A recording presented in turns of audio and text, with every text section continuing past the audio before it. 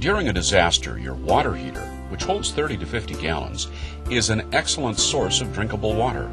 To access the water, follow these important steps. First, turn off the gas, or if your water heater is electric, locate your electrical panel and turn off the water heater circuit breaker. Then, find the water heater shutoff valve. To turn off the water flow to the tank, turn the valve to the right.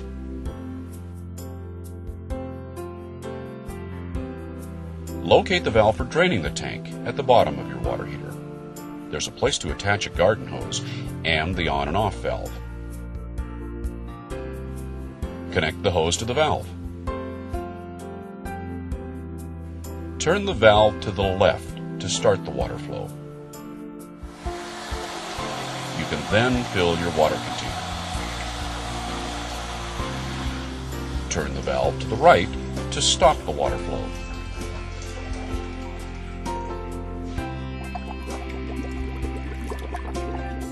Remember, your water heater holds 30 to 50 gallons and is a safe source of drinkable water during disasters.